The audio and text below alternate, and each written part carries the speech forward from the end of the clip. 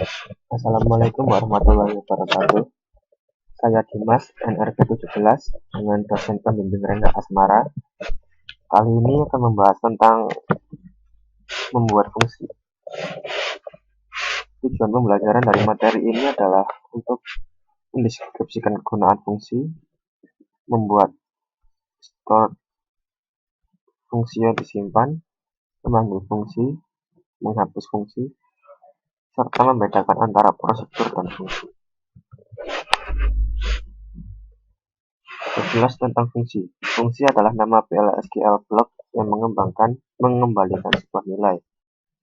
Fungsi dapat disimpan di dalam database seperti objek skema untuk mengulang eksekusi. Fungsi dipanggil seperti bagian dari sebuah ekspresi. Berikut adalah sintak default untuk membuat fungsi. PL/SQL block harus mempunyai paling sedikit satu perintah return. Membuat fungsi dengan menggunakan ISQL+.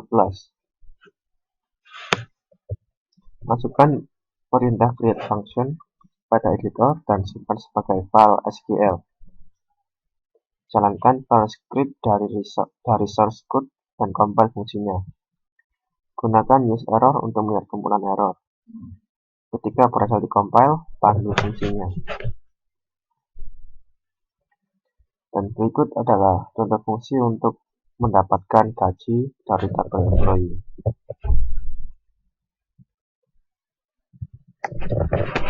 Mengeksekusi fungsi. Untuk mengeksekusi fungsi, panggil fungsi sebagai bagian dari ekspresi PL/SQL. Buat variabel untuk menyimpan nilai kembalian atau return value. Dengan selanjutnya, eksekusi fungsi tersebut. Variabel akan dikumpulkan oleh nilai kembali melalui perintah return. Manfaat dari user define fungsi dalam ekspresi SQL. 1. Memperpanjang SQL di mana aktivitas terlalu kompleks, terlalu aneh, atau tidak tersedia dengan SQL.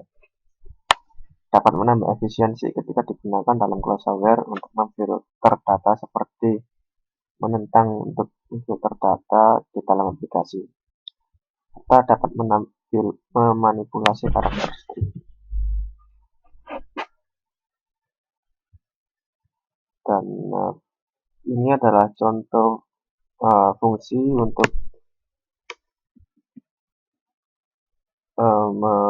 menampilkan pajak dari salary atau gaji pegawai. Batasan pemanggilan fungsi dari ekspresi SQL. Untuk bisa memanggil fungsi dari ekspresi SQL, user harus membuat sebuah fungsi untuk penyimpanan. Fungsi hanya menerima in parameter. Fungsi menerima semua tipe data SQL yang valid, bukan tipe data SQL yang spesifik sebagai parameter. Tipe data yang di-return merupakan sintak dari SQL yang valid, bukan merupakan tipe data SQL yang spesifik. Fungsi dipanggil dari ekspresi SQL yang tidak mengandung UML statement. Fungsi dipanggil dari update delete statement pada sebuah tabel yang tidak mengandung statement DML pada label yang sama. Fungsi dipanggil dari update atau delete statement pada sebuah tabel yang tidak mengandung query pada tabel yang sama. Pemanggilan subprogram yang sebelumnya sudah dibatasi tidak diizinkan dalam sebuah fungsi. Berikut adalah contoh batasan pemanggilan fungsi dari ekspresi PL/SQL.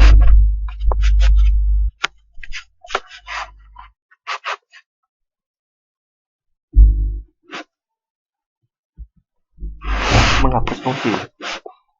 Untuk menghapus fungsi, sintaksnya yaitu drop function nama fungsinya. Misalnya, drop function get fungsi nama fungsinya adalah getSal. Semua pemberian pada fungsi dicabut kembali ketika fungsi dihapus.